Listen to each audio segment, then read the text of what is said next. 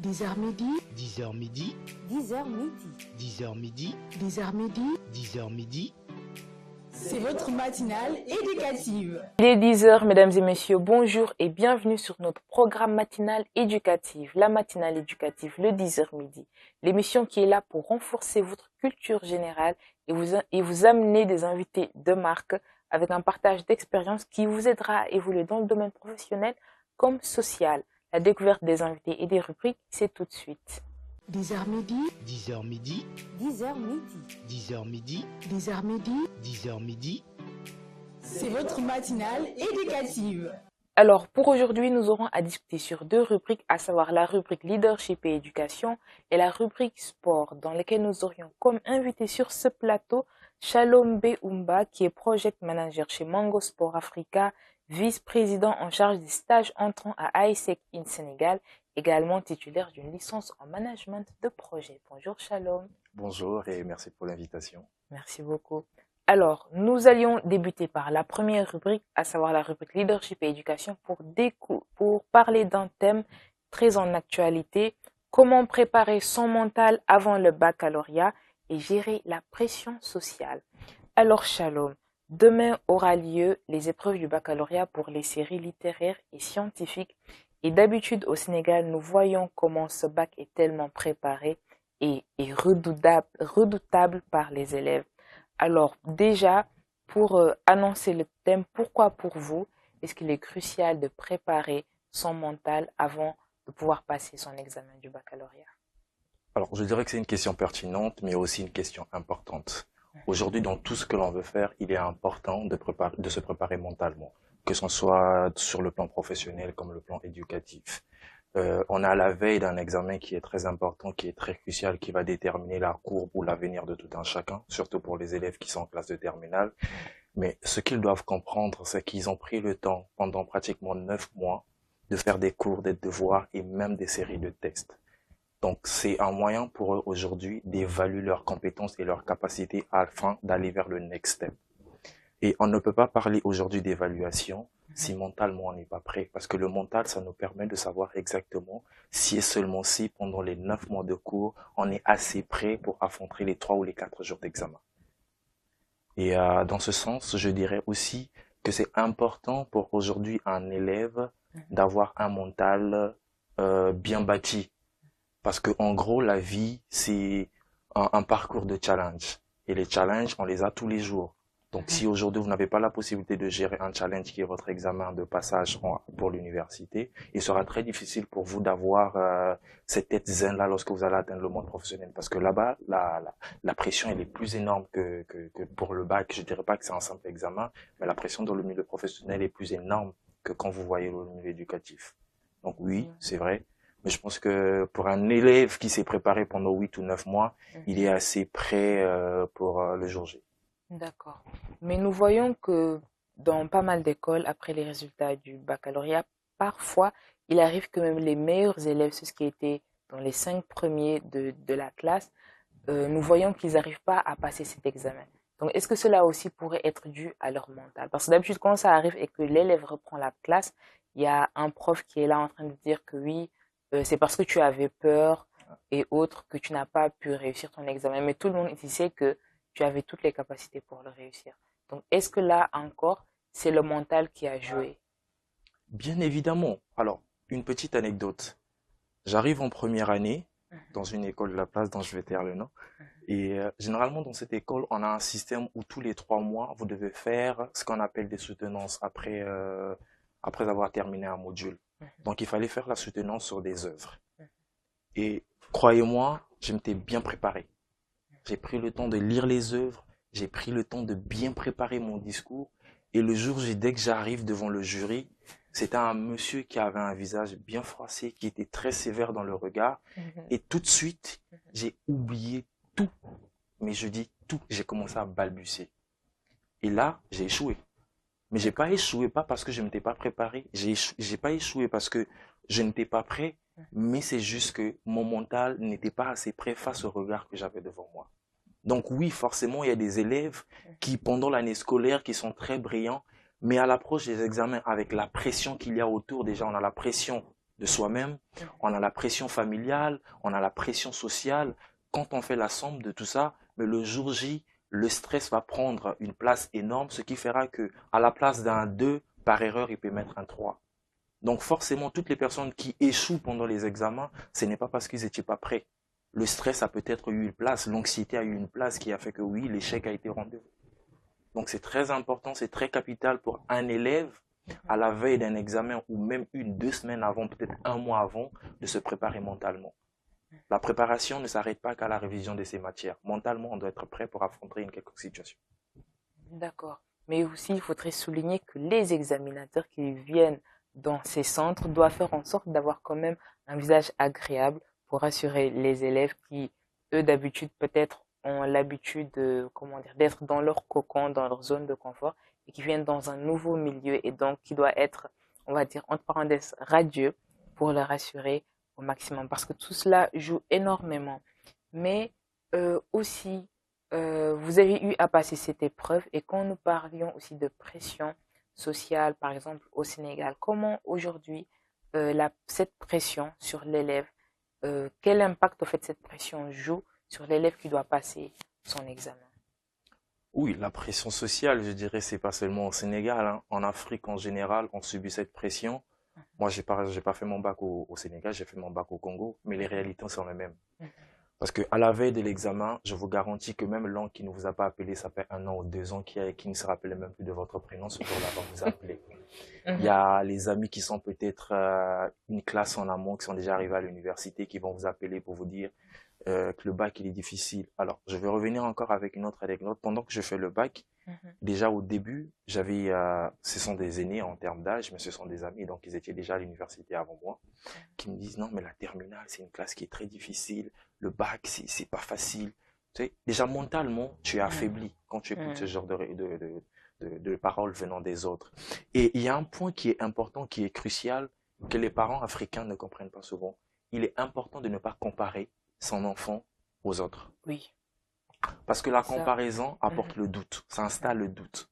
Un enfant qui va peut-être lire 30 minutes seulement, et il va finir, vous lui posez la question, tu viens d'étudier, il dit oui. Il dit, mais comment tu peux le faire en 30 minutes alors que Ousmane à côté, je le vois travailler toute la nuit. Vous voyez, le fait de faire cet état de comparaison, vous êtes en train de diminuer la confiance de votre enfant. Ça, c'est un point important. Et le point le plus crucial que moi je vais souligner ici, c'est que les parents doivent être les aides de leurs enfants, c'est-à-dire qu'ils doivent être là pour les accompagner durant le processus. Parce que vers l'extérieur, ils auront assez de pression. Le meilleur moyen, le meilleur refuge pour eux, c'est la maison. La maison, c'est la famille. Donc, vous devez être là pour l'accompagner, le soutenir, l'aider. Et quand il n'a pas de temps de révision, vous dites, bah, écoute, il faut que tu révises, mais il faut le dire avec de la manière. Il ne faut pas être trop sévère. Je ne dis pas qu'il ne faut pas être sévère. Il le faut quand il le faut être, mais il faut choisir les moments. Oui, oui. Alors, cette comparaison que nos parents sont en train de faire ici en Afrique, on voit que non seulement tu vas subir de la pression, mais aussi tu vas perdre de la confiance en toi. Et perdre la confiance en toi, ça peut même te décourager à apprendre et aussi à suivre le chemin que tu avais déjà tracé. Si on va te dire que bon, Ousmane a eu par exemple 17 à votre devoir de maths et que toi tu as eu par exemple 13 ou 14, tu as eu la moyenne, d'accord. Mais eux, ils ne te féliciteront jamais assez, ils ne verront jamais tes efforts. Et ils vont voir les efforts des autres et ça peut vraiment affaiblir mentalement la personne. Alors comment aujourd'hui est-ce que les parents peuvent nous soutenir sans pour autant augmenter cette pression que l'élève a déjà pour subir son examen? Alors, c'est par l'approche, je dirais, de la discussion. Aujourd'hui, je suppose que vous êtes ma fille. Bien sûr que vous l'êtes pas. Et, vous avez 12 de moyenne, d'accord? Et il y a votre grande sœur qui a peut-être fait 15 ou 16 de moyenne. Moi, en tant que père, je peux vous encourager, mais pas en faisant la comparaison. Je viendrai te dire, c'est vrai que tu as fait 12. C'est pas fameux comme moyenne, c'est une très belle moyenne. Mais je sais que tu as la capacité de faire mieux. Et moi, j'ai confiance en toi. Est-ce que tu peux pas aller à 15 de moyenne pour la prochaine composition? Vous voyez, là, vous faites comprendre à l'enfant qu'il est important, qu'il a la capacité de mieux faire. C'est une manière de le motiver indirectement. Aujourd'hui, on dit que pour critiquer, il faut d'abord commencer par donner un compliment. c'est une manière d'atténuer la charge de la critique que vous portez envers la personne. Et donc, les enfants, c'est ça. Et puis, il faut apprendre à récompenser les enfants, chose que nombreux de parents ne font pas. Un enfant qui a bien travaillé, récompensez-le. Même si c'est un petit téléphone, achetez-le un petit téléphone, achetez-le quelque chose qui le plaît, et vous lui dites, bah, si tu veux avoir plus que ce que tu viens d'avoir aujourd'hui, si tu étais à 12, va à 15.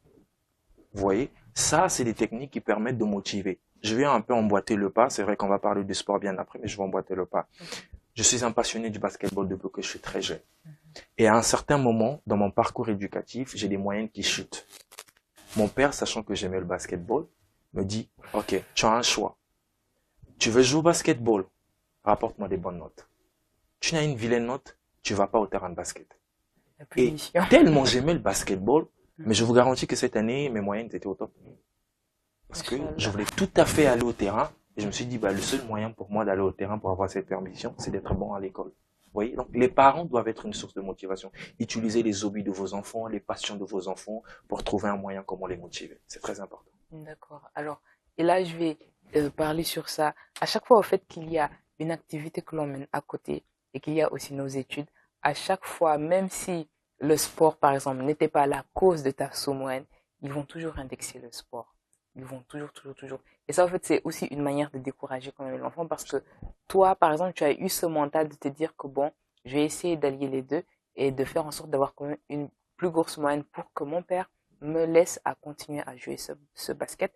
Mais il y a d'autres enfants qui, s'ils avaient eu un mental faible, ils auront, soit ils allaient abandonner le basket comme ça, tout simplement, et se concentrer sur l'école. Et là, je voudrais donner un conseil de dire que même si c'est dur et que même si on n'a pas, comment dire, l'aval quand même de son entourage avec ce que nous faisions, de croire en soi et de, voilà, de faire de son mieux pour les études. Alors, durant vos expériences, quelle stratégie avez-vous utilisée pour rester motivé et pouvoir continuer à se concentrer lors des examens avec les moments de doute et de découragement? Quelles astuces est-ce que vous aviez prises pour pouvoir garder ce mental jusqu'à l'examen du bac? Alors, je pense que ça, c'est une très belle question. Pourquoi? Moi, j'ai fait le bac 2 fois. Et la première fois, j'ai échoué. Comme tout autre. Ça a vraiment pesé mentalement pour moi. Je me disais, mais écoute. Et ce qui est choquant, c'est parce que c'est pas pour dénigrer, mais il y a des gens dans la classe, pendant le parcours de l'année scolaire, qui sont en sous-moyenne et vous êtes au-dessus. C'est-à-dire que vous travaillez plus que ces personnes. Et à la fin de l'année, vous vous rendez compte que ces personnes vont et vous restez. Et mentalement, ça pèse. C'est pas facile à supporter. Mais après, je me suis remis en question moi-même. Je me dis, mais forcément, si ça n'a pas marché, il y a quelque chose. Ça peut être peut-être pas sur le thème scolaire, peut-être que j'étais stressé. En fait, j'essaie de réanalyser un peu la situation et je me suis fixé un challenge. Je me dis, écoute, Shalom, c'est bon. L'échec fait partie de la vie. Parce que ça, c'est un point que nous, on n'arrive pas à supporter. C'est que les gens ne comprennent pas que l'échec fait partie de la vie. L'échec, ce n'est pas une fin en soi. J'ai échoué. Je dois comprendre premièrement pourquoi j'ai échoué. Et en fonction de cette analyse-là, prendre des nouvelles résolutions. Et je me suis fixé un nouveau challenge. Et là, la pression sociale, elle est plus énorme que la première fois que vous faites le bac. Parce que là, vous n'avez plus droit à l'erreur. Toutefois que vous faites une petite bêtise, on vous rappelle que l'année dernière, vous avez échoué. Et cette année, vous n'avez pas droit à l'erreur. Vous voyez? Et c'est vrai que j'ai des parents qui me soutiennent. Mais à ce moment-là, même au niveau des parents, on pouvait sentir que la confiance, elle avait un peu baissé. C'est vrai qu'ils étaient là, mais on pouvait sentir qu'il y avait une confiance. Donc, tout retombait sur moi. Et puis, ce que je dirais aux élèves, c'est que vous devez comprendre, vos parents vous ont emmené sur cette terre, mais votre avenir dépend de vous. C'est vous qui êtes maître de votre avenir. Donc, vous décidez de réussir ou pas. Un parent ne va jamais venir réussir à la place d'un enfant. Et arrivant en classe de terminale, je dirais, c'est la porte vers la grande vie. Donc, à ce moment-là, vous devez être conscient que ce soit les échecs ou les réussites, vous devez toujours apprendre à vous relever, peu importe la situation. Donc, apprenez de vos échecs pour devenir une meilleure version. On ne souhaite pas que les gens échouent, mais si aujourd'hui ça arrivait, remettez-vous en question et allez vers l'avant. Faire le bac 2 fois, ce n'est pas la fin du monde. Et puis après, on dit très souvent, aller de l'avant ne veut pas dire arriver en premier. Tout à fait. Il faut aussi se dire que si ce n'est pas arrivé tout de suite, c'est juste parce que ce n'était pas votre moment et que si peut-être vous le faites une deuxième fois, là, vous allez rayonner sous les projecteurs aux yeux du grand public. Alors, vous veniez de dire que l'examen, après l'examen, la classe de terminale est, on va dire, une école de la vie. Déjà, la façon dont les Sénégalais ou les Africains en général ont mis cette allure grandiose sur le bac, quel est votre avis carrément sur ça? Parce que, bon, si c'est en classe de troisième, je pense que la pression elle est beaucoup plus basse. Quand après vous allez dans le cycle supérieur, l'enseignement supérieur, quand on vous dit examen, vous dites que bon, c'est juste un devoir, ok? Mais vous venez de la première, vous devez aller en terminale, et après on vous dit, c'est comme si en fait vous deviez escalader des montagnes et que dès que vous glissez, vous allez vous fracasser le crâne. Pourquoi est-ce que, selon vous, les Africains, ou je vais dire les élèves, les parents africains, veulent carrément mettre le bac comme au centre de beaucoup de choses? Un diplôme qui vraiment nécessite en tout cas beaucoup de bagage mental hein, pour pouvoir surpasser comment dire, je vais dire, cette époque où on doit la passer. Ouais, justement. Alors, il y a beaucoup de facteurs qu'il faut prendre en compte. Avant même de parler du facteur études, on va prendre le facteur âge. Généralement, quand on fait le bac, on tourne autour de 17, 18, 19 ans. Ça veut dire qu'on est pratiquement à l'entrée de l'âge adulte.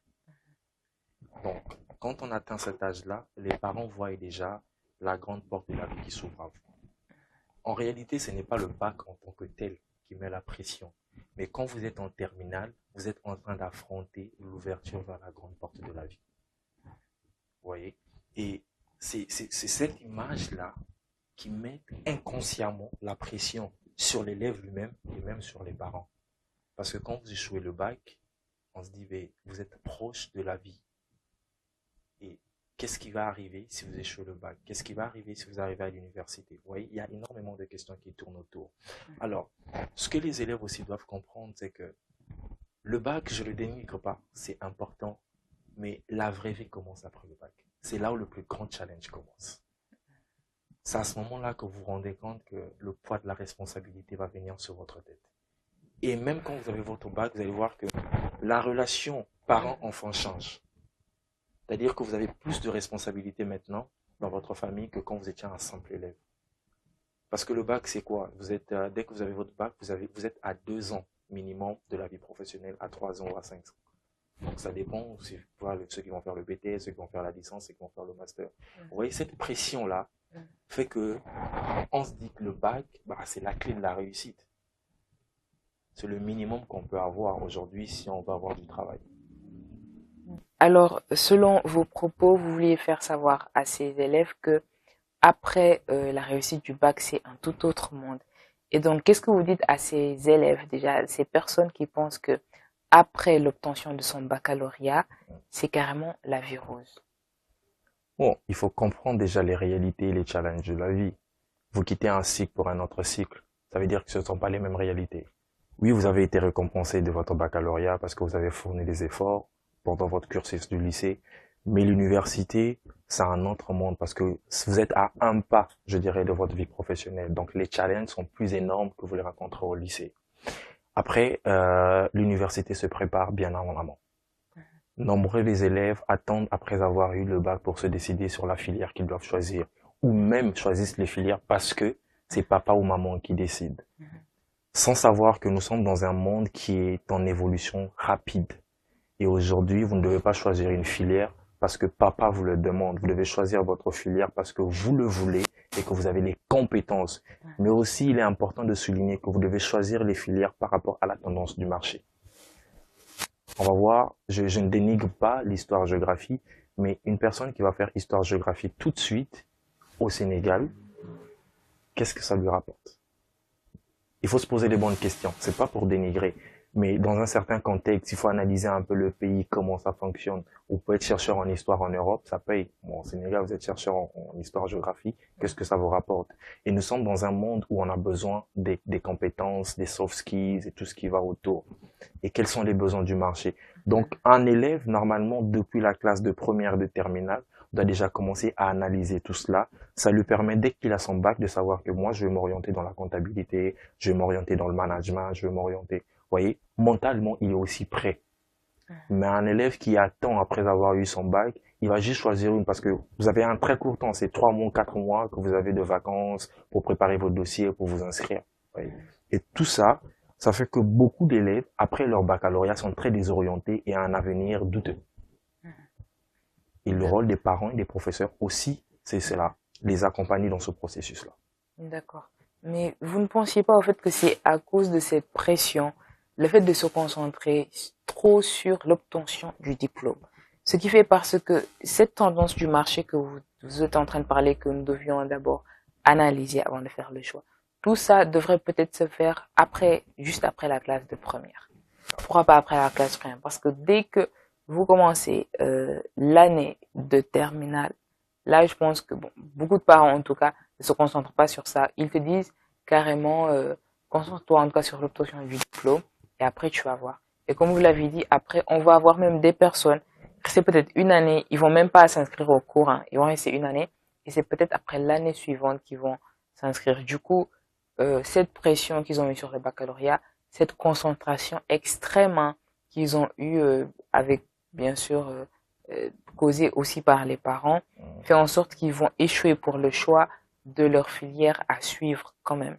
Mais aussi le fait par exemple de suivre ce que papa ou maman nous propose. Est-ce que ce n'est pas aussi pour ne pas désobéir à ses parents, pour rester fidèle aux principes de ses parents, que certains élèves préfèrent continuer avec ce que les parents leur conseillent? Parce qu'il faut aussi prendre une chose en compte. Quand on est, je vais dire, de la maternelle, le primaire, jusqu'au cycle secondaire, on pense toujours au fait qu'on est dans le cocon de papa et de maman. Papa et maman s'occupent de nous depuis que nous sommes petits. Alors, il y a dans la tête de certains élèves que ce sont papa et maman qui doivent continuer de s'occuper de moi au fur et à mesure que j'avance.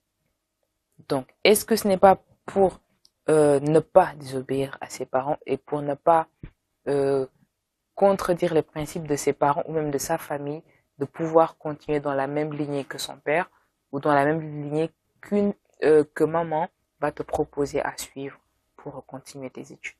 Oui, justement, il y a ce facteur-là. Parce qu'après, avant tout, il faut pas oublier que nous sommes africains. Et en Afrique, c'est vrai que les tendances changent, mais dans certaines familles, on est toujours resté dans la phase où, voilà, quand papa ou maman parle, on ne peut pas dire non. On ne peut pas contester leurs décisions. Nous sommes africains, on ne peut pas nier ça. Mais ce qu'il faudrait comprendre, c'est que ton avenir dépend de toi, ne dépend pas de ton père. Moi, je connais des gens qui sont allés faire médecine. Ils ont fait la première, la deuxième, la troisième, la quatrième, la cinquième année. Mais pendant ces 5 ans, ils sont allés malgré eux. Ils n'arrivaient pas à avancer comme ils se devaient parce qu'ils le faisaient par contrainte. Et on sait tous que tout ce que l'on fait par contrainte, on se donne pas à fond. Et cette personne, par la suite, je pense que ses parents ont décidé de l'envoyer à l'étranger. Et une fois qu'il a voyagé, arrivé sur place, il a changé de filière. Il allait faire marketing. D'accord. Et les parents ne savaient pas. Donc, il a eu sa licence en marketing, il a commencé à travailler. Et aujourd'hui, c'est quelqu'un de très prospère dans le milieu du marketing. Donc, même quand il a eu son master en marketing, quand il annonce à ses parents, son père était tout frustré. Mais aujourd'hui, il a réussi. C'est lui qui s'occupe de sa famille. Ce même père n'est plus fâché. Au fait, il faut savoir aussi que les parents, ils s'inquiètent tellement de notre avenir que parfois ils peuvent faire de mauvais choix ou qu'ils ne, comment dire, ils ne prennent pas notre avis sur ce que nous voulions faire, surtout en Afrique. Bah, c'est à nous d'inspirer la confiance aux parents. Il faut jamais faire quelque chose par contrainte. On est tous d'accord que tout ce que l'on fait par contrainte, on ne le fait pas bien. Mais quand vous faites quelque chose que vous aimez, aujourd'hui, si moi, tout de suite, vous me demandez d'aller faire comptabilité, je vous garantis que si le cours commence à 9h, j'irai à 9h30, 40. Mais si on me demande d'aller faire un cours de management ou de stratégie de gestion de risque, tout de suite j'y vais. Parce que c'est ma passion, le management. Ouais. Je le fais avec amour, je le fais avec le cœur. Mais quand c'est autre chose qui tourne pas autour du management, je dirais qui ne m'est pas utile, parce que tout est utile, mais ça dépend de la personne. qui ne m'est pas utile, je ne vois pas l'intérêt de m'investir à 100%. D'accord. Alors, il faudrait que les parents écoutent quand même leurs enfants par rapport au choix et les encouragent, même si d'un côté ça leur fait un tout petit peu mal. C'est un manque de Alors, communication. C'est ce qu'on en remarque. C'est-à-dire que les parents doivent avoir un temps de communication avec les enfants de façon récurrente pour comprendre exactement quels sont les objectifs de l'enfant, quelles sont ses visions futures. Et là, ils peuvent avoir une meilleure orientation. Mais si vous n'écoutez pas votre enfant, que vous décidez à sa place, vous savez pas combien ça le frustre. Il y a des gens aujourd'hui qui font un métier, c'est vrai qu'ils gagnent de l'argent, mais ils sont pas épanouis. Tout juste parce qu'ils ont fait ça, parce qu'on leur avait obligé de le faire. Oui.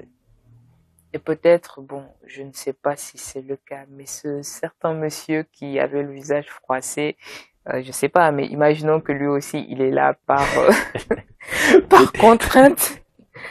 Je ne sais pas, parce que même des fois, on part dans des instituts, des accueils où on voit la personne, ou parfois même au téléphone, des appels, par exemple, pour prendre parfois des rendez-vous administratifs pour la légalisation, ou dans certains en tout cas, quand tu appelles la façon dont la personne te répond, tu n'as même plus envie de demander beaucoup plus d'informations par rapport à cela, et je pense bien que ça peut être dû à cela. Alors, je rappelle le thème, préparer son mental avant le bac et gérer la pression sociale. Nous étions avec Shalom Umba, project manager chez Mango Sport Africa, vice-président en charge des stages entrants à ISEC in Sénégal, titulaire également d'une licence en management de projet.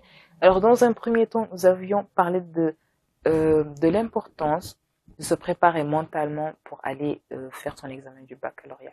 Parce qu'il faut aussi se dire, si on n'est pas préparé mentalement, si on ne se dit pas dans la tête que j'y vais pour l'obtenir, au lieu de dire que et si j'y vais, est-ce que je vais vraiment réussir aussi, et si on me donne un sujet dans lequel on n'a pas vu en classe.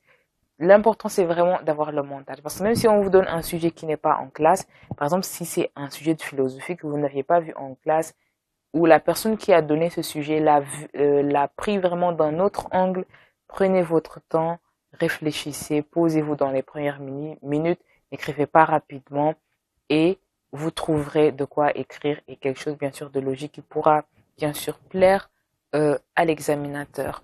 Aussi, les mauvaises expériences, vous en aviez parlé en rencontrant bien sûr cet examinateur qui avait ce visage désagréable et qui l'a tout de suite mis dans un stress extrême.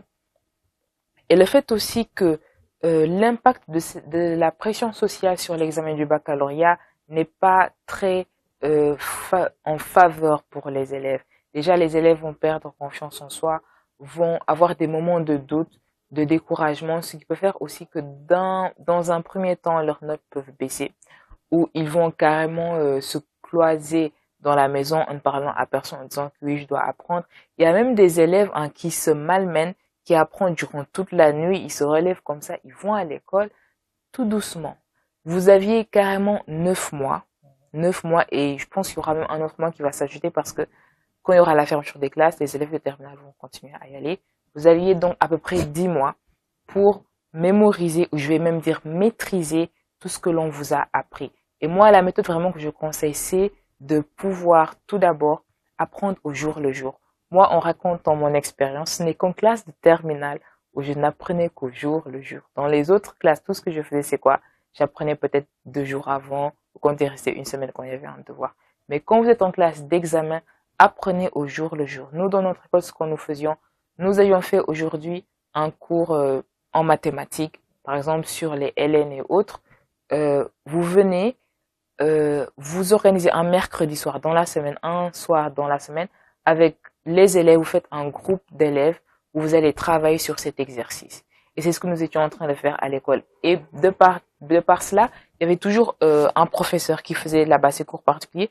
Du coup, quand il a vu qu'à chaque mercredi soir, on venait faire les exercices qu'on avait eu dans le cours de la semaine, il venait aussi nous donner des exercices supplémentaires. Et c'est en faisant des exercices à chaque fois que vous aurez la chance de rencontrer le même exercice lors de l'examen. C'est juste les chiffres qui vont changer ou un tout petit peu le contexte, mais ça sera carrément la même chose. Donc, il faut apprendre au jour le jour. Pour déjà les élèves qui sont en classe de première et qui devront le faire l'année prochaine, il faut le faire au jour le jour. pour les retardataires qui sont là en train de gigoter partout et en train même de, je vais dire, déconcentrer ceux qui ont déjà appris, ne le faites pas. Sacrifiez-vous et dites-vous que voilà, je n'ai pas appris toute l'année, mais essayons de noter sur un papier les notes essentielles. Donc moi, ce que je faisais jusqu'à l'université, c'est ce que je faisais là. Déjà, on va dire, les cours d'histoire et de géographie sont très longs. Vous prenez un morceau de papier comme ça, vous notez les dates. Sur chaque date, vous allez mettre l'intitulé de ce qui s'était passé. Par exemple, en histoire, avec la guerre froide, vous voyez, en 1962, je pense, avec le mur de Cuba. Donc, il faudra juste mettre l'idée de ce qui s'est passé dans l'année. Et ensuite, vous allez prendre cette idée, vous allez prendre et vous allez regarder ça chaque nuit. Vous allez dans votre tête essayer de réciter ça, de réciter carrément ce qui s'était passé. Au fur et à mesure que vous faites ça chaque jour ou chaque 2 jours et qu'une fois par semaine, pour ceux qui ne sont pas forts en maths, rejoignent un groupe de travail et qui trouveront des élèves, d'autres aînés à eux, qui pourront leur expliquer. Au fur et à mesure que l'année se termine, vous pourriez maîtriser ces leçons de maths, ces formules et bien sûr mémoriser aussi à la perfection vos cours d'histoire géo. Donc ce n'est qu'une technique. Autre chose pour les mamans, les tantes, les oncles qui sont lointains, dont vous n'avez même entendu jamais parler ou bien qui n'ont jamais appelé, ce que je vous propose, c'est de mettre en mode avion carrément votre téléphone. Si vous sortez, vous mettez que le numéro de papa, maman qui est appelé. Parce que ces personnes aussi, et là, en fait, je vais même tirer une sonnette d'alarme contre ces personnes. Le fait, en fait, de toujours vouloir savoir ce qui se passe chez la famille d'un autre, ce n'est pas vraiment une question de savoir-vivre. Donc, la question, le savoir-vivre ici, ce sera de quoi? D'attendre qu'on t'informe que tel élève ou ton neveu ou ta nièce a réussi son examen et ensuite de le féliciter. Mais sinon, à chaque fois de l'appeler ou d'attendre après ou à la veille des examens pour dire que oui, il doit tout faire pour réussir parce que il y a une famille à honorer. Ah, il va perdre confiance en soi ou bien même en écrivant, il va écrire les mots que vous lui avez dit. Donc, ça c'était vraiment une grande parenthèse. Et donc aussi la façon dont les parents sont en train d'encourager les élèves, ne pas comparer. Dès que vous faites la comparaison, la personne va carrément perdre confiance en soi, va se dire que finalement, est-ce que je peux le faire ou est-ce que je dois vraiment aller passer cet examen? Donc des questions qui sont là et au fur et à mesure en tout cas qu'on essaie vraiment de travailler ce mental, on pourra barrer ces moments de doute, de découragement et avoir une résilience face à cette pression et pas que pour le baccalauréat, mais bien sûr pour les autres expériences qui nous attendent dans la vie. Alors, il a eu aussi à donner des astuces pour lutter contre ce stress et aussi a dit que même s'il y a une activité à côté avec le basketball que vous étiez en train de faire, se dire que de toute façon, je peux le faire et que si nous avions le soutien de nos parents, il faut y foncer. Et la dernière chose qu'il a eu à dire, c'est la fameuse vie rose que nous pensions avoir après la réussite des examens.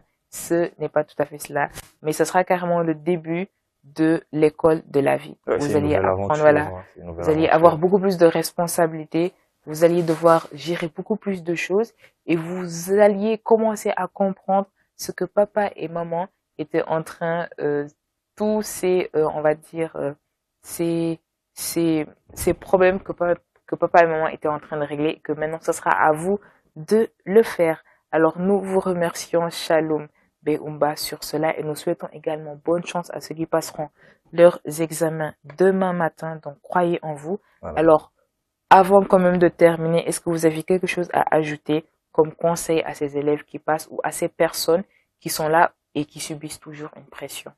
Oui, forcément. Alors, nous sommes à la veille du bac. Moi, ce que je vais dire tout de suite aux élèves, c'est que vous êtes à un jour de l'un des plus grands jours de votre vie. Donc, ce que vous allez faire déjà en termes de préparation, c'est de vous donner une dernière révision, mais ne le faites pas très tard dans la nuit. Faites-le un peu plus tôt dans la journée. Et dans la nuit, préparez vos vêtements. Si c'est votre tenue, vous la préparez, vous allez repasser.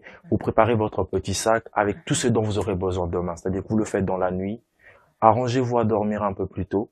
parce que je vous garantis que vous allez vous réveiller même avant l'heure du réveil, parce que la pression sera là. Donc, arrangez-vous à dormir un peu plus tôt pour ne pas être fatigué. Et le matin, quand vous vous réveillez, le fait que tout soit prêt, vous n'aurez plus à courir à gauche, à droite. Oui. Parce que généralement, dans le stress, il y a beaucoup de gens qui oublient leur carte scolaire, il y a beaucoup de gens. Leur convocation. Justement. Donc, si vous avez pris le temps de préparer tout ça dans la nuit, vous êtes prêt pour la matinée. Et aussi, il est du devoir des parents d'accompagner les enfants dans ce processus. Le soir, l'enfant a préparé son sac. Prenez le temps de vérifier est-ce que la carte y est, la convocation, tout ce dont tu leur as besoin. Et allez le jour J avec l'essentiel. Vous n'êtes pas obligé de répondre au téléphone cette nuit-là. Si vous voulez, mettez votre téléphone en mode avion, restez concentré sur ce qui est important. Et aussi, faites un peu d'exercice physique. Parce que quand vous faites de l'exercice physique, ça vous permet de sécréter de la dopamine qui vous permet de diminuer un peu le stress. D'accord. Donc un peu d'exercice physique, mais rien de très fort, rien de très violent. Transpirez au maximum possible, faites une dernière révision. Et le plus important, c'est le pouvoir de la pensée positive. Restez positif. Je sais que vous allez y arriver, et les résultats seront au rendez-vous. En tout cas, bien de choses à tout le monde et bonne chance pour demain. Merci beaucoup. J'espère que vos conseils seront bien pris au compte par nos très chers candidats. Et une dernière chose, ne brisez pas vos habitudes. Même si on dit que le chocolat renforce la concentration, ce n'est pas parce que le matin vous n'aviez pas l'habitude de manger une barre de chocolat que vous alliez en manger demain. Parce que vous pouviez en manger demain et votre ventre va réagir. Donc, si vous aviez l'habitude de prendre le petit déjeuner avant de partir à l'école, prenez-le, soyez zen et respectez cette habitude. Si par exemple vous n'aviez pas l'habitude de le prendre le matin et que vous le prenez lors de la récréation ou de la pause, faites aussi de même. Parce que dès que vous alliez briser cette habitude et vouloir faire quelque chose d'autre, ça va réagir. Déjà, le stress sera là, donc ça va réagir négativement. Donc, restez vous-même, croyez en vous et surtout, ne faites pas quelque chose que vous ne faites pas d'habitude. Alors, merci à Shalom Oumba, vraiment, qui a eu à essayer quand même de préparer votre mental à vous, les candidats qui passeront leur examen. Alors, tout de suite, nous allions commencer avec la rubrique sport. Je rappelle que Shalom Oumba est aussi un basketteur à la retraite. Et tout de suite, nous allions découvrir comment est-ce qu'il a eu à vivre cette passion dans sa vie. 10h midi, 10h midi, 10h midi, 10h midi, 10h midi, 10h midi. c'est votre matinale éducative. Tout de suite, nous démarrons la rubrique sport dans laquelle nous allions discuter de l'éducation par le sport, programme et initiative réussie. Et nous sommes bien sûr toujours accompagnés de notre invité du début, Shalom Oumba, qui cette fois-ci aura une présentation différente.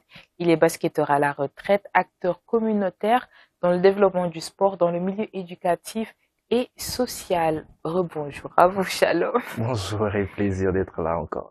Merci. Alors, cette fois-ci, nous allions parler de votre passion, le sport. Vous êtes un basketteur à la retraite. Bon, j'espère quand même que vous continuez toujours. Alors, ma première question, avant d'aller dans le vif du sujet, dans quelles circonstances est-ce que vous aviez été motivé, est-ce que vous aviez été poussé par commencer à pratiquer du sport et notamment du basket? Alors, c'est une circonstance un peu particulière, je dirais, parce que à la base, comme la plupart des enfants africains, j'étais plutôt football. D'accord. Mais sauf que je viens d'une famille où papa a fait du basket, maman a fait du basket. D'accord. Donc, j'étais contraint quelque part à aller sur le terrain de basket parce que mes parents voulaient que je le fasse. Donc, j'y suis allé au début parce que il fallait que j'y aille. Mais tout de suite, quand je suis arrivé sur un terrain de basket, j'ai vu la différence entre le basket et le football et je suis tombé amoureux du sport. C'est-à-dire que je suis allé au-delà de ce que mes parents pensaient. Je suis allé à fond dans le basket et puis voilà, c'est devenu pour moi plus qu'un sport. Aujourd'hui, pour moi, le basket, je dirais pas que c'est une religion, mais c'est comme un style de vie. Voilà. D'accord.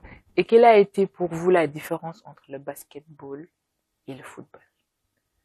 Alors, la différence déjà, c'est que je me suis senti plus à l'aise sur un terrain de basket qu'un terrain de football. Et en termes de compétitivité, c'est mon avis.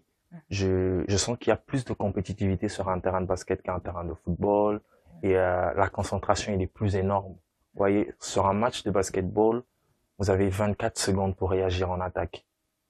Alors qu'un match de football, vous avez quoi, 10, 15 minutes, tout dépend de vous. En tout cas, tant que le chrono tourne, vous pouvez tourner en attaque comme vous voulez.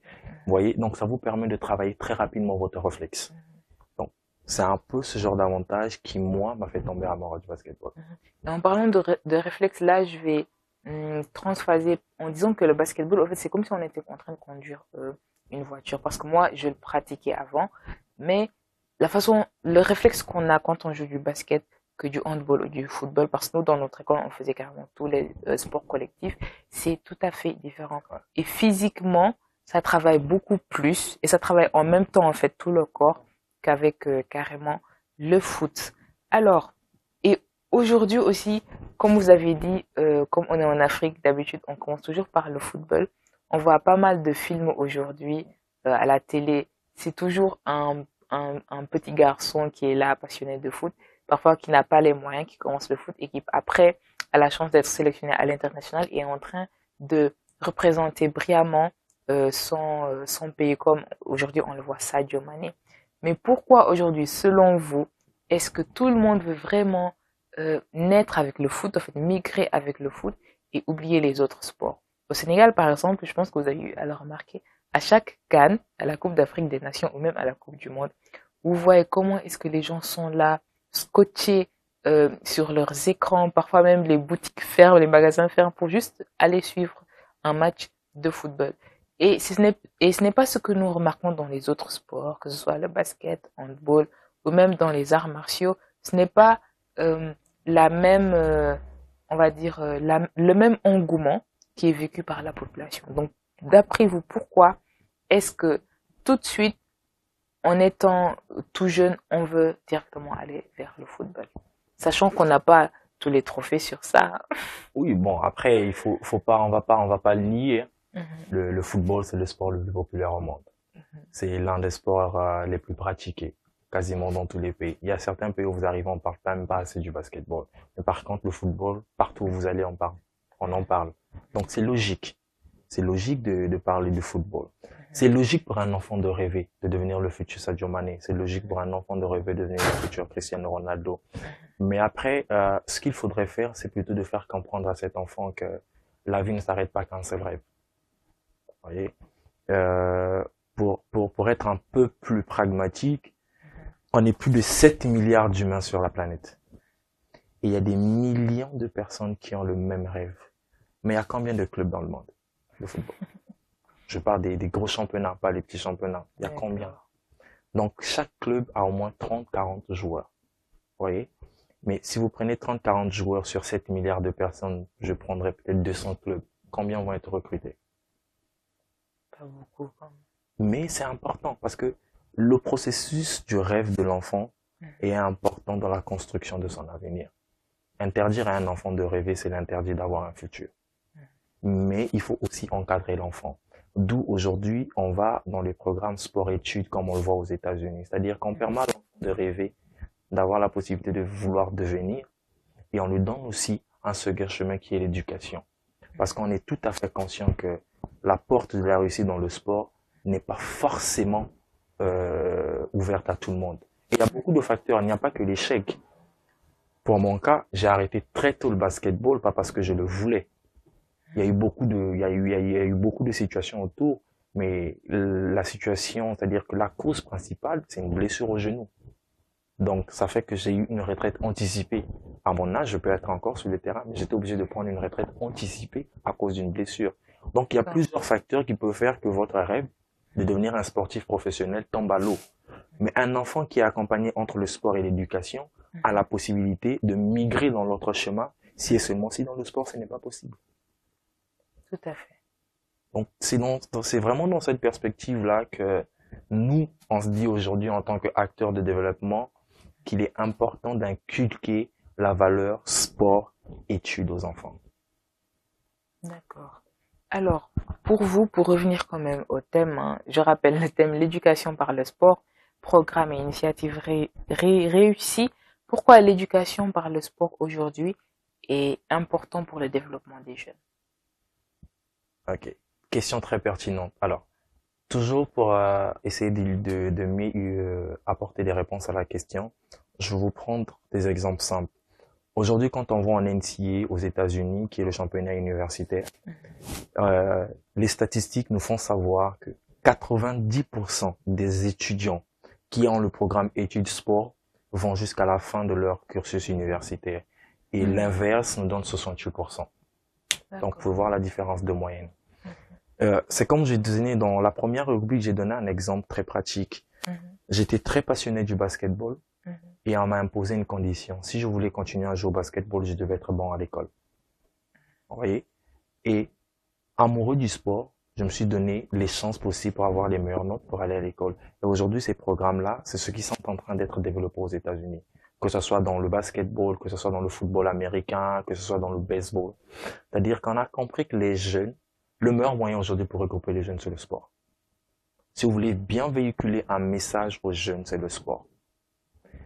Vous organisez des activités sportives, vous aurez le maximum des jeunes. Et c'est l'endroit idéal pour véhiculer les messages. Et les programmes, il y a plein de programmes aujourd'hui, par exemple le Athlete for Hope, qui a été mis aux États-Unis. Et la plupart des écoles qui adoptent le programme sport-études aujourd'hui ont un taux d'absentéisme de 2%. Mais dans les écoles où il n'y a pas le programme sport d'études, le taux d'absentéisme est à 10%. Donc, il y a une marge de 8%. D'où l'importance du sport dans le milieu éducatif. D'accord, ça c'est très intéressant et j'espère que, en tout cas, déjà, il y a des écoles qui ont commencé à le faire. En tout cas, dans les arts martiaux, j'ai eu à avoir un invité qui nous a parlé de ça. J'espère aussi que ça sera fait dans les autres sports et que ça sera pris en compte par les autres instituts privés, primaires ou dans le cycle secondaire. Alors, vous êtes aussi mentor dans pas mal de programmes de formation, de camps de formation, je dirais. Et là, on voulait exactement savoir en quoi consiste votre programme d'éducation par le sport. Et est-ce que ça se limite à allier bien sûr sport et études ou ça va plus loin? Alors, ça va plus loin parce que quand on parle d'éducation, c'est un domaine qui est très vaste. Dans l'éducation, il n'y a pas que l'école, il y a l'éducation à la vie de tous les jours. Récemment, il y a 2 semaines, on était à Sali avec une association française qu'on appelle Bold Dreams Worldwide. Et on a regroupé 25 jeunes autour du basketball. C'est vrai qu'on a fait du basketball, mais derrière, on les a enseignés sur l'importance déjà de continuer leurs études, sur l'importance d'être utile dans leur communauté, et on les a enseigné les valeurs du fair play. Oui, donc on ne s'arrête pas qu'à l'éducation en tant que parcours scolaire ou parcours académique, mais on montre aussi l'importance d'un enfant, comment être obéissant envers ses parents. Parce que un coach sportif n'est pas qu'un coach, c'est un père, c'est un éducateur pour l'enfant. Donc il apprend à l'enfant le respect, et le respect que l'enfant a pour un coach doit être égal pour ses parents, parce qu'on est conscient, pour avoir assisté à ce camp, il y a un parent, le jour même où on a commencé le camp, qui vient, qui dit au coach, je voudrais pas que mon fils participe au camp. Et on lui a posé la question, tout de suite je lui ai posé la question de savoir qu'est-ce qui se passe. Il me dit, il est désobéissant, il ne fait pas X, Y et Z. J'ai dit au coach, et là le parent il a raison, pour punir cet enfant, il va pas participer aux 2 premiers jours du camp. Vous voyez? Et tout de suite quand l'enfant rentre chez lui, il va présenter ses excuses à son père. Et c'est le 3e jour, son père ramène l'enfant. Et dit, depuis que je le connais, c'est la première fois qu'il vient de présenter des excuses. De façon très ouverte. Vous voyez, donc, au-delà du sport, on les apprend le respect, on les apprend les valeurs du fair play, on les apprend à être utiles dans la communauté. C'est toute une panoplie de formations, mais on les met en place autour du sport. Parce que comme j'ai dit, c'est le meilleur moyen de rassembler les jeunes. Aujourd'hui, si vous faites une activité tout de suite, vous allez dire aux jeunes, on va vous enseigner sur le leadership, vous aurez 20 jeunes. Mais dites aux jeunes qu'il y a un cancer, on aura VG qui sera là tout de suite, on aura 500 jeunes. Mais pourquoi pas profiter de cette occasion où il y aura un concert, et prendre 5 ou 10 minutes pour passer un message. Vous voyez, donc c'est comme ça que nous on réfléchit. D'accord. Et pour ces camps de formation, quelles sont les conditions pour y participer ou c'est en partenariat avec une école? Alors, les camps de formation, ce que nous faisons, c'est que nous travaillons en partenariat avec des clubs et des académies de formation. D'accord. Voilà. Donc, on met en place des programmes bien spécifiques. Et on va vers eux, on les présente des programmes. Eux nous font savoir combien d'enfants ils ont.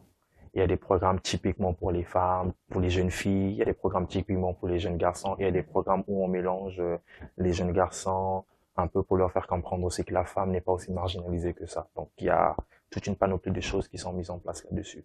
Ça dépend de la cible et de l'objectif. D'accord.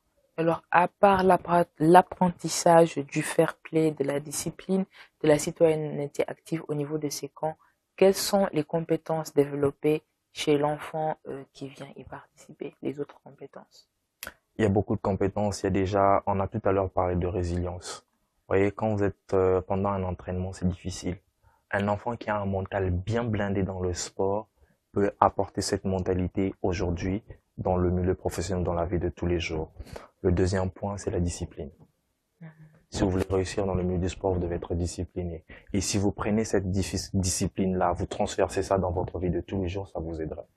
Moi, particulièrement, ça m'aide énormément. C'est-à-dire que je reproduis ma vie de sportif dans ma vie professionnelle. Et ça m'aide déjà à être très organisé, ça m'aide à être discipliné et j'apprends à ne jamais baisser les bras. Parce que quand vous jouez un match, vous avez tout de suite envie d'une victoire et vous êtes prêt à tout pour avoir cette victoire. Que ce soit dans le basket, dans le football, même dans les sports de combat. Vous encaissez des coups pendant un match de boxe, mais ça ne vous fait pas flancher. Vous tombez, vous vous relevez pour aller au prochain round. Et c'est comme ça que la vie va vous traiter. Donc quand vous prenez cette mentalité-là et que vous l'inculquez dans votre vie de tous les jours, bah forcément, mais forcément, vous pouvez réussir. D'accord. Et là, je vais encore prendre un exemple sur le basket que j'aime bien. Alors, dans un match de basket, par exemple, ce n'est pas toi qui dois prendre la balle, la tapoter jusqu'au panier, mais au fur et à mesure que la balle la balle doit passer de main en main. Et là, je veux dire qu'on apprend déjà la solidarité entre nous, la fraternité, mais aussi la confiance en l'autre. Il y a des personnes aujourd'hui qui se méfient carrément de tout le monde, qui ne veulent pas faire savoir ce qu'ils ont dans la tête. Et en pratiquant, par exemple, un sport comme le basket, on nous apprend à faire cela. Et de dire au fait que toute victoire aujourd'hui de l'équipe ne sera pas forcément la victoire du buteur, mais ce sera la victoire de l'équipe. Et là, je vais donner l'exemple d'un match de football. Je ne sais plus en quelle année, mais c'était en tout cas un club de l'Europe, ou je ne sais pas si c'était l'Argentine, où Lionel Messi avait passé la balle à Di Maria. Et Di Maria avait lancé, il s'était entré dans les buts. S'il voulait, il allait de là où il était, voilà, de là où il était, il pouvait marquer. Mais il avait vu qu'il y avait un coéquipier à côté et il lui a donné, il a marqué. Et c'est depuis ce jour, en fait, que Di Maria est devenu célèbre. Donc, est-ce que vous voyez? Donc, c'est vraiment de nourrir une cohésion sociale et de faire la promotion, on va dire, de la solidarité entre individus et de se dire au fait que tout effort qui est donné ne sera pas vain parce que ça va être un plaisir commun pour toutes les personnes qui étaient là et qui y ont participé. Donc le sport, franchement, si on prenait, je pense, chaque sport et qu'on décortiquait, on allait y apprendre pas mal de choses. Et surtout, le fait d'être un citoyen actif, le fait de pouvoir aussi inculquer cela aux enfants, c'est une très belle démarche que vous êtes en train de faire et ça, je vous en félicite. Grand merci. Alors, donc l'éducation par le sport, le fait d'avoir mis en place ces formations, ces camps de formation, est-ce que vous n'aviez pas eu à rencontrer des difficultés par rapport à cela qui ont fait en sorte que voilà, vous aviez eu à franchir avec difficulté ces obstacles? Bon, forcément, dans toute organisation, on a énormément de défis. Il y a premièrement des défis financiers, parce que pour regrouper des jeunes autour, il y a une logistique qu'il faut mettre en place, que ce soit en termes d'équipement, de nutrition, déplacement, il y a tout ce qui va avec. Et le deuxième challenge ici, ce sont les parents. Vous voyez, il y a ça, et il y a aussi les jeunes eux-mêmes qui sont un challenge pour eux-mêmes. Pourquoi je le dis? Chacun vient avec une certaine mentalité, certains avec son bagage social. Et pendant cette période-là, il faut arriver à calmer. On a eu un camp où le premier jour, il s'est bien passé, le deuxième jour, il s'est bien passé. Mais par contre, le troisième jour, il y avait deux joueurs qui venaient de deux quartiers différents, mais sauf que dans ces quartiers, c'est comme des clans. Des ennemis. Et ce sont des ennemis. Donc, quand ils arrivent sur le terrain de basket, pendant que l'autre, il allait en contre-attaque, il y a eu une petite bousculade, Ils ont tout de suite oublié le basket. Ils sont allés dans leur conflit interquartier. Et au D'accord. début, on n'avait pas compris pourquoi ça avait éclaté. Mais tout de suite, il fallait les prendre, les recadrer. C'est là où on a compris ce qui se passait. Vous voyez qu'il y a énormément de challenges, que ce soit tant avec les enfants, avec les parents, mais même avec aussi, je dirais, certaines autorités. Parce que on ne peut pas organiser certains camps si on n'a pas des autorisations. Et par contre, pour avoir ces autorisations, ce n'est pas facile. Vous voyez. D'accord. Donc les challenges viennent de partout, mais tant bien que mal, on arrive quand même à les braver. D'accord. Et ces camps de formation, où est-ce que ça se déroule exactement? Il y a vraiment pas d'endroit spécifique, c'est en fonction déjà de la localisation de l'académie et de la cible que nous visons. Donc, on fait des camps de formation sur Dakar, ça se fait sur Thiès, ça se fait sur Mbour, ça se fait vraiment partout dans le Sénégal et nous visons même d'ici peut-être l'année prochaine à nous exporter dans la sous-région au niveau international et un Ah, peu partout. D'où le bah, nom de Mongo Sport Africa. Mongo Sport Africa. D'accord. Donc, Mongo Sport Africa ne fait que, ne déroule que des formations, des camps de formation pour les jeunes. Oui, pour des jeunes, mais après on a d'autres programmes. Aujourd'hui, on est en train de promouvoir ce que nous on appelle l'entrepreneuriat sportif, de montrer aux gens qu'on peut réussir dans le milieu du sport, mais pas seulement en étant athlète. Aujourd'hui, vous faites de la communication. On a besoin, les sportifs ont besoin des gens qui font de la communication. Dans les clubs, ils ont besoin des marketeurs.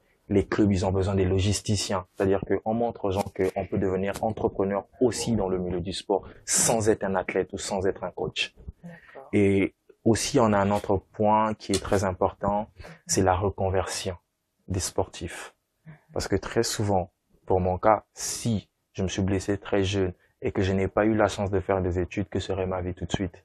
Ou si je termine ma carrière, une carrière peut-être qui avait été bénie et très riche, mais qu'est-ce que je fais après ma carrière? Oui, donc on aide aussi les sportifs dans ce parcours-là. À faire un choix d'après, au fait, Ouais, d'après cette l'après-carrière. carrière. Oui, parce qu'on voit des sportifs être là tellement concentrés sur le sport qu'ils ne pensent pas après. Et là aussi, il faudrait penser à investir parce qu'on ne sait pas ce qui peut arriver du jour au lendemain quand même. Alors, quelles opportunités aujourd'hui vous voyez dans l'éducation par le sport? Il y a énormément d'opportunités. C'est déjà d'augmenter le taux de réussite de l'enfant. Et la deuxième chose, c'est que le programme sport-études permet à énormément d'enfants d'avoir la possibilité d'étudier dans de grandes universités. Le Sénégal, aujourd'hui en Afrique, est l'un des pays, je parlerai beaucoup du basket, excusez-moi, c'est vrai que je suis sport en général, mais je veux parler d'un domaine que je maîtrise le mieux. Et le basket, aujourd'hui, offre à beaucoup de jeunes Sénégalais, mais je dis beaucoup de jeunes Sénégalais, qui viennent dans des milieux sociaux défavorisés, d'avoir la possibilité d'étudier dans les plus grandes universités du monde. Pourquoi? Comme je disais, aux États-Unis, en Europe aujourd'hui, vous avez la possibilité, si vous êtes très bon en tant que sportif, de fréquenter des universités, des lycées de renommée. Donc, il y a énormément d'avantages. Et c'est vrai que le football en France, actuellement, ils sont en train de développer certains programmes pour promouvoir un peu l'éducation et le sport. Mais voilà quoi. Vous avez la possibilité aujourd'hui moi, pour ma part, j'ai fait une université dont je taire le nom pour éviter un peu la publicité, mais financièrement, mes parents n'avaient pas le moyen de se les payer. Mais le basketball m'a permis d'aller dans cette école. Oui. Tout ce que j'avais à faire, c'était de jouer pour l'équipe de cette université. Et en retour, j'avais des cours. En retour, il y avait une prise en charge. Ok. Ça, j'étais pas au courant que ça se faisait. Il y a beaucoup d'avantages, ce qui fait que mon petit frère, aujourd'hui, il en bénéficie, il est aux États-Unis. Il est dans une école, voilà, il joue au basketball. Donc ça permet aux parents déjà d'avoir une charge en moins et de s'occuper des autres. Ouais. Tout à fait. Il y a énormément d'avantages. Vous n'êtes pas obligé seulement de réussir dans le sport, mais le sport peut vous permettre de réussir dans la vie. D'accord. Il y a une petite nuance très importante à faire là-dessus. Ok. Donc le sport a beaucoup de facettes dont beaucoup de personnes ne sont pas au courant, qui sont bénéfiques, pas que pour vous, mais carrément pour toute la famille. Alors l'éducation par le sport, quand nous parlions de sport, nous faisions aussi référence à la santé. Donc comme que vous êtes dans le milieu du sport aussi, si vous pouviez nous parler de l'importance du sport sur la santé et aussi sur la gestion du stress. Important. Alors, il faut déjà souligner, ça c'est une erreur que beaucoup de gens font. Le sport est plutôt à caractère préventif et non curatif. Beaucoup de gens se mettent au sport. Là, je vais enlever un peu le côté professionnel, mais je vais parler peut-être du sport dans le bien-être. Beaucoup de gens vont au sport que quand ils deviennent malades. Mhm. Alors que le sport est censé être fait avant que vous soyez malade pour prévenir la maladie. Oui. Vous voyez, l'impact du sport dans le milieu préventif est beaucoup plus, je dirais, plus Bénéfique. visible, plus bénéfique que dans le cas curatif. Donc ça, c'est important à souligner. Et deuxième point, c'est que les gens se disent que le sport dans le bien-être, vous n'êtes pas obligé d'avoir un même rythme d'entraînement qu'un sportif professionnel. Aujourd'hui, pour le bien-être, 30 minutes d'exercice physique, même 20 minutes d'exercice physique bien fait, suffisent pour vous permettre d'avoir un corps en bonne santé. 2 ou 3 fois la semaine. Donc, pas tous les jours. Mais pas tous les jours. Ce n'est pas une obligation de le faire tous les jours, mais au moins 2, 3 fois la semaine. Vous pouvez prendre 20 minutes en matinée, mais c'est très conseillé de le faire en début de journée. Donc, très tôt dans la matinée, prenez 20 minutes pour faire votre sport.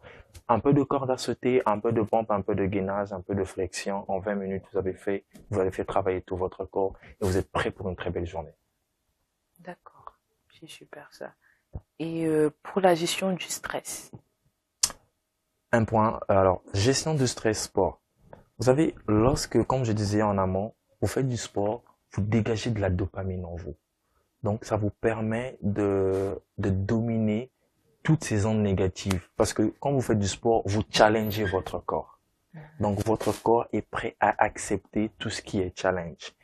Et un corps bien bâti, parce qu'il faut pas confondre, il y a un point important, c'est que le stress, on ne peut pas le lâcher. Le stress ne peut pas nous quitter. Mais on a la possibilité de gérer le stress.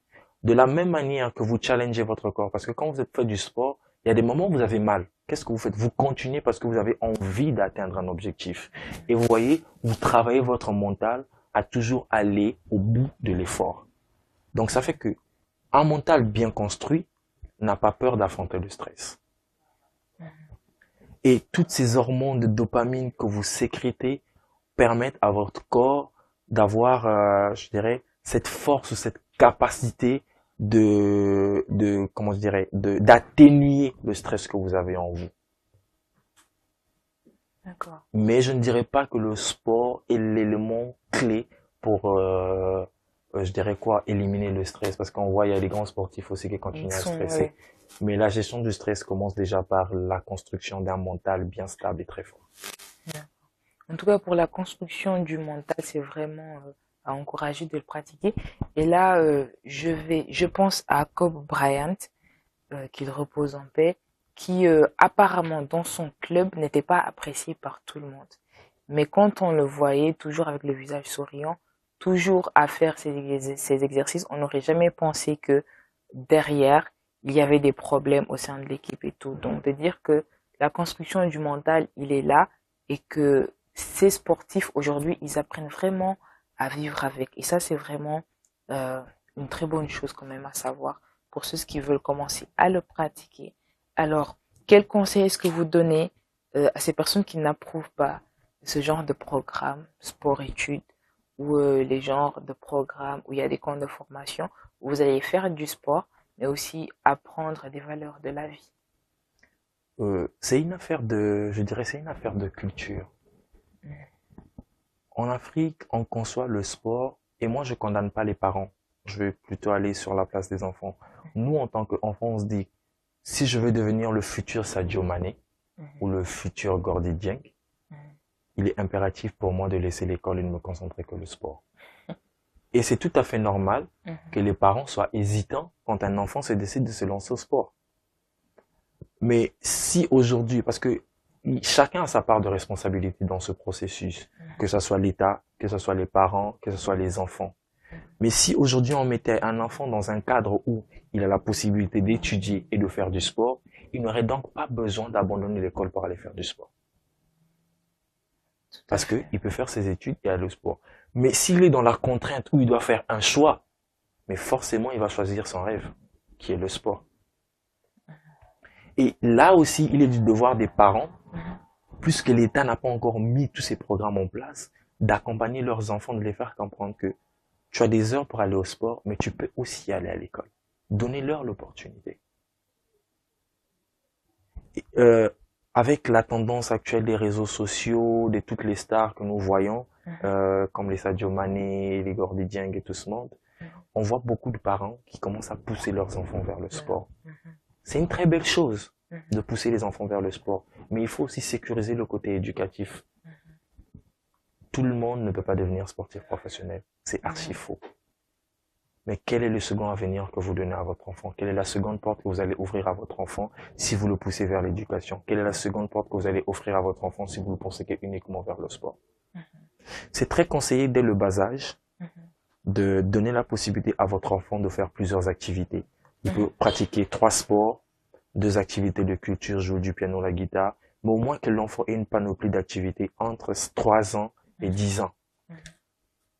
Et vous, en tant que parent, vous devez avoir un suivi. Vous allez voir dans quelle activité l'enfant est meilleur. À partir de 12 ans, 13 ans, vous allez l'orienter sur l'activité où il a les meilleures performances. Vous verrez que si vous faites ça et que vous l'accompagnez, il aura un bon cursus éducatif. Et c'est prouvé. Tout à fait.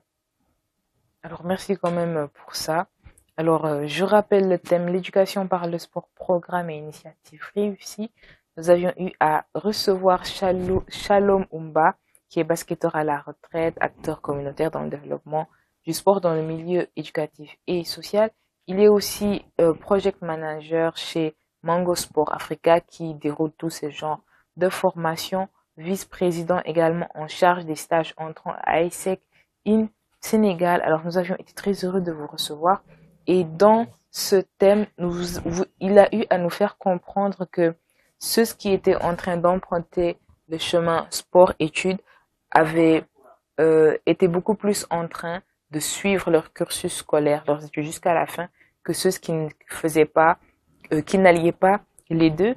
Et ce qu'il a eu aussi à souligner, c'est que ces écoles qui ont intégré le programme sport-études n'ont que 2% de taux d'absentéisme comparé aux autres qui ne l'ont pas intégré, qui est à 8%. 10%, donc il y a un 8% d'écart, mais 10% quand même, c'est beaucoup. Donc juste pour dire qu'avec le sport, en fait, en intégrant une passion de l'enfant dans les études, l'enfant sera beaucoup plus amené à vouloir aller chaque jour à l'école et à vouloir surtout faire plus. Et ça, bien sûr, c'est quelque chose aujourd'hui en Afrique qui n'est pas très accepté par les parents. Et ce que vous avez dit en dernier est très important. En fait, il faut savoir que les parents ne voient que la réussite. Tout ce qui est en accord avec la réussite, ils vont vous y pousser. Parce que tout à l'heure, vous avez dit que depuis qu'on a vu un Gorgui Sidien, on a vu un Sadio Mané réussir dans le domaine du sport, les parents se disent que oui, mon enfant aussi a le droit ou peut réussir dans le sport. Et là, maintenant, ils sont en train de les pousser. Et il faut aussi savoir une chose. Le domaine sportif est très compétitif et très sélectif. Et il faut vraiment, et voilà pourquoi mieux vaut essayer d'allier les deux. Pour au cas où, si la personne n'a pas ses chances d'être prise, pourra quand même continuer son chemin dans les études. Donc ça, c'est vraiment quelque chose à prendre en compte. Et ce qu'il a dit concernant leur programme, les programmes qu'ils sont en train de mettre en place, programme d'éducation pour le sport avec Mango Sport Africa, dans lequel non seulement ils vont vous apprendre le sport, mais aussi ils vont vous apprendre des leçons de vie, de savoir-faire, et aussi la fraternité, le fair play, la citoyenneté active, et aussi la confiance en l'autre. Donc moi, je vous invite vraiment à vous rapprocher de ce genre de programme, surtout pour les enfants qui sont très perturbateurs. Hein. C'est très bien pour eux et qu'il y a beaucoup de compétences qui sont développées chez les enfants. Vous avez donné l'exemple tout à l'heure de cet enfant qui était venu et qui n'avait jamais eu à présenter des excuses après avoir fait une bêtise à ses parents et qu'il l'a fait juste avant même d'intégrer le camp, mais juste par rapport à ce que vous aviez proposé à son père, qui a fait en sorte qu'il est allé s'excuser. Donc ça, c'est vraiment une belle leçon d'humanité et de dire qu'il y a quand même pas mal d'opportunités pour le sport. Et il a dit tout à l'heure, concernant le fait que vous pouviez bien être en sport et qu'il y a aussi des avantages là-dessous, comme par exemple le fait de pouvoir faire bénéficier de ces avantages à sa famille et faire en sorte que vous pouviez étudier gratuitement parce que vous faisiez du sport ou que vous pouviez étudier gratuitement parce que vous vouliez faire du sport. Alors, merci encore pour avoir débattu avec nous sur ce thème, l'éducation par le sport, programme et initiative réussie. Qu'est-ce que vous aviez à dire pour votre mot de la fin et que vous laissiez aujourd'hui par rapport aux deux thèmes que vous aviez traités, hein, et aussi ce que vous dites aussi aux auditeurs de la télé-école? Alors, pour mon petit mot de la fin, je vais revenir très rapidement sur nos très amis élèves qui demain vont affronter une épreuve très cruciale de leur vie, une étape très cruciale de leur vie. C'est que restez confiants. Comme je l'ai dit en amont, la vie est faite de challenges. Ce n'est pas impossible. Vous avez passé pratiquement 9 mois à vous préparer là-dessus. Ce n'est pas à la ligne d'arrivée que vous allez flancher. Donc, vous pouvez le faire. On croit en vous, vos parents croient en vous. C'est vrai que ils ont un peu une manière différente de l'exprimer, mais il n'y a aucun parent qui veut de l'échec de son enfant. Donc, peu importe ce qui va se passer, vous êtes les meilleurs, restez confiants. Et pour revenir un peu sur la partie sport, je voudrais encourager mes jeunes frères, je voudrais encourager les parents à pousser leurs enfants à choisir le chemin du sport et de l'école. Et non seulement de l'école ou non seulement du sport. Parce qu'aujourd'hui, on est bien conscient de l'importance et du challenge que nous avons dans notre société. Et lorsqu'on pousse à un enfant à faire un choix, très généralement, il fait le mauvais choix. Mais lorsqu'on lui donne l'opportunité de comprendre avant de faire le choix, à ce moment-là, il fait le meilleur choix. Donc, les parents, soyez là pour vos enfants, accompagnez-leur dans leurs activités sportives, essayez de voir un peu quelles sont leurs performances et les orienter dans les deux sens. Donc, les jeunes aussi, ne croyez pas que pour devenir un Gordy Dieng ou un Sadio Mané, il faut impérativement pour vous abandonner les études. Les études, c'est capital. L'éducation, c'est la base de toute chose. Même Sadio Mané, aujourd'hui, qui n'a pas eu la possibilité de faire des longues études, est aujourd'hui en train de se rattraper. On a vu des Samuel Eto'o après leur carrière aller à Harvard, Francis Ngannou, c'est pareil.